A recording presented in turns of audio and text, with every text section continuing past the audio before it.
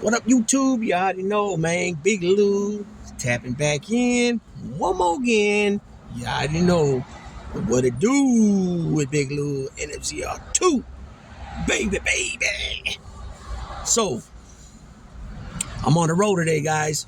It's probably gonna be 5, 6, 7, 8, 9, 10, 11 videos a day. You know what I'm saying? Like I said, it's in my plans to make videos shorter than I had been in the past. I want to keep it to around anywhere between 7 and 12 minutes or so, 15 minutes tops, depending on what the subject is about. No longer want to go 20, 25, 30 minutes. If I need to, then I will make 2, 3 videos, somewhat of a series, I guess. But this video here, and this is coming from me, who has much experience behind the walls of California Department of Corrections, right? And let me make this clear. I've been on the Gray Goose, which is the bus, which is what the bus is called when you're being transferred from joint to joint, right? Pin to pin, prison to prison, right? Like I said, I've been on the buses coming in the county jail bus, the little van going into the reception center, state prison, on the bus going out of one prison, heading to another prison, leaving a prison with freedom and being driven out their little van to where you either meet your people that you're going to get picked up from, or they drop those people off first that are getting picked up by their families, friends, or whoever's picking them up. And then the ones who are not getting picked up, they stay on the van, and then they're driven to the nearest Greyhound bus station, right? So the reason I'm saying that is because there's only three ways that a correctional officer that works for a prison system, that works for a Department of Corrections, will be carrying a firearm, right? There is no such thing as a correctional officer carrying a firearm inside the prison. I'm talking about inside the grounds where the actual cell housing is, where, you know, all the vocational area is, the school areas. Doesn't happen, because that guard could be taken hostage, he could be grabbed, inmates can take the gun, his sidearm, his pistol, whatever he's carrying, and use that now to break out. So they don't take a chance. So now I'm gonna, and the reason why I'm making this video is because it's already been reported by the New York Times that the Secret Service is inquiring about how they will handle a situation if Donald Trump is found in contempt of court and Judge Mersan orders him into custody. And obviously during a deliberation, if the jury comes back with a guilty verdict on the felonies, right? The misdemeanors that are now turned into felonies because of the one crime that led to another crime. And so they're inquiring about how they would handle this. So let me be clear again, like I said. Now, and also before I say this, all institutions, I don't care if it's state, if it's local, which means the counties, the state, obviously state prison, and the BOP, which is the federal system, they all mimic each other. In other words, they all follow some of the same rules and regulations, guidelines, protocols, procedures, and so on and so forth, right? Because of safety, the safety issue. Okay, so none of those institutions under local, state, or federal will be having people with guns on site where inmates are around them. It doesn't happen, Captain. Sorry to tell you. So the only 3 ways that a correctional officer will be carrying a pistol or any type of weapon is if they're up in the tower, right? They're in the tower on the yard watching the yard.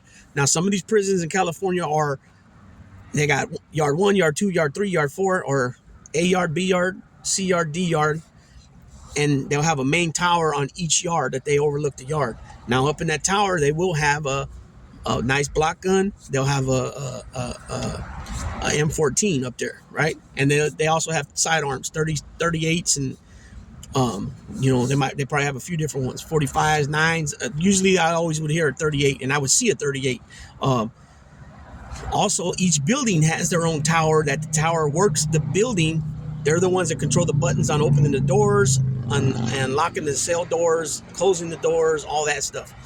but they also have their outside window looking to the yard. So if something happens on the yard, you have a tower cop in each building. Most yards have building 1, 2, 3, 4, and 5, right? And then they have the main tower. And then they also have, when the gyms were being ran as housing units, they had a guy up there in the tower in the gym. So you can have up to 6 gunners, right, up in the towers. Okay, they have weapons. Okay, so that's one. The second option for a correctional officer to have weapons on them is if they're working the perimeter of the institution, the facility, the outside perimeter. Well, they'll have a sergeant, maybe 2 sergeants, and the rest will be correctional officers under their command, right? They're the supervisors, and they'll be driving around, and they'll have their own posts. And then they also have outer towers, okay? If they see anybody escape and all that type of stuff, obviously they radio to their fellow officers on their team, that outside perimeter team, and they alert to each other, and of course they'll respond just like cops on the street. Okay, and they drive trucks around. Usually trucks, and it says California Department of Corrections on the trucks, or they'll say state vehicles. I forgot what it was, but they'll have weapons. Okay, so that's the 2 options so far of correctional officers that'll have actual weapons on them. Okay, the third one being, I mentioned the Gray Goose earlier. They call it the Gray Goose. That's the bus that drives up and down the state of California, transferring inmates from this pin to that pin. Okay, but it's not gray, it's green, right? So how ironic, right? But anyway, it's called the Gray Goose. And on there you'll have, and they wear the same jumpsuit as a correctional officer, but theirs will be blacked.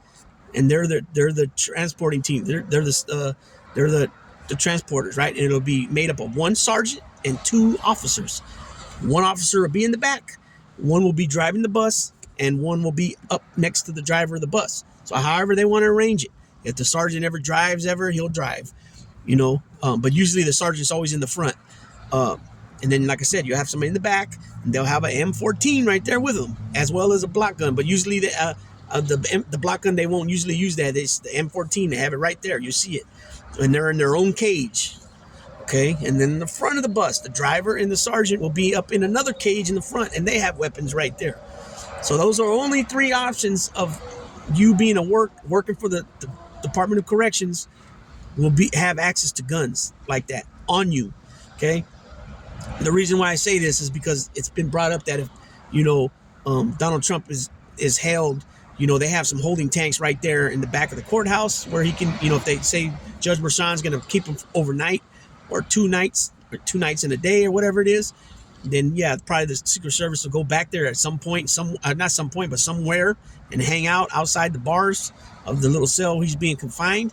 If he's found, if they hold him, because they can hold him up to 30 days, and at some point they probably would keep him there. They have to feed him there. I don't think they would take him all the way to Rikers Island for that. They might take him to the Tombs for that. That's somewhere in Manhattan, I believe. Anybody that listens to this from New York, let me know for sure, because you always hear the Tombs in Law and Order, and Law and Order is the Manhattan DA's office. Jack McCoy, right? Alan Schiff was the original one, right?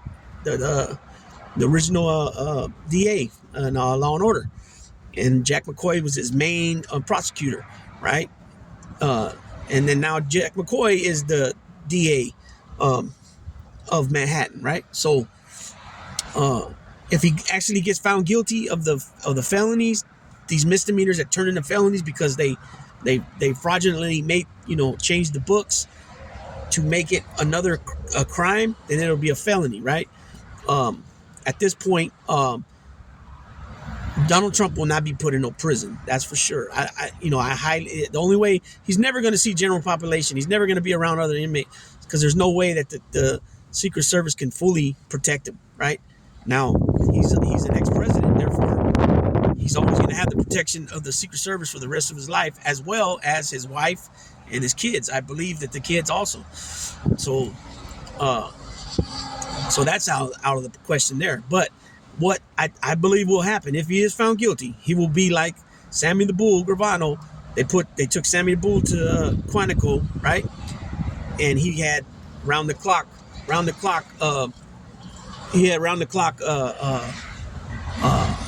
supervision, and they had weapons on them. You know what I'm saying? Now they might find a hospital or a old prison that's not fully functioning with inmates. It's only partially functioning. They might rule that out. I mean, not rule it out, but rule it in to use a certain area of that for him, and then the Secret Service agents will be there anyways. You know what I mean? But there's no way that they're going to empty out a wing or make a wing for him, and they're going to be going in there every day, having to pass through certain areas and having their weapons on them. There's no way that's going to happen, because anybody can try to grab the weapons, and there could be a big old fiasco, bloodshed for no reason. You know what I'm saying? So if they do say, yeah, that's how it's got to be, then they're going to have to somehow open up a different entrance for them. Which COs and all them go through metal detectors and all that anyways too. So I don't know how that would be legitly worked out, but apparently it's going to be worked out one way or another. But I'm pretty sure that he'll be put like maybe even a old hotel that they somehow refurnish for him. Who knows? We're not there yet. This is just talking. But the fact that the Secret Service is already discussing this, how they would take care of this matter, shows that they feel that this is a highly potential thing that may occur. Okay, so anytime you're a defendant and you're not following the directives of the judge in the court, where you're giving a gag order and you're continuing to go after people, this is always going to be an option. So that 2-tier justice crap, miss me with that shit, man. You know what I'm saying? The other thing is, I really believe that he probably won't even. It probably won't even go that far. It probably he'll be able to return to Mar-a-Lago, right? Mar means ocean. Largo means the lagoon shit, right? So that's a Mar-a-Lago, right? A lot of people don't even pronounce it right. Mar means ocean, right? So it's between the ocean and the lagoon, basically. He'll probably be able to return there, or maybe not there, maybe New York, because it's a New York case. He'll have to return to Trump Tower or another penthouse or another building he owns in New York and serve his time there at a house arrest type thing, which we know Donald Trump's going to weasel his way out of anything. So, at some point, this got to be watched pretty darn good, because, he, knowing him, he thinks that this gets him anything he wants. So, I'm not saying that the Secret Service ain't honorable guys. I'm not saying that. I'm just saying he's the type of dude that will try to pull Anthony Gaspipe Castle type crap. You know what I'm saying? And, and keep in mind, too, they used to take Sammy the Bull in town to go get haircuts. They used to take Sammy the Bull in town to go have dinner with his wife. So if a gangster murderer had his hands in 19 murders, admittedly 19 murders, they did that for him, what do you think they're going to do for our next president? You know what I'm saying? Just think about it. With that being said, Big Lou, tapping out.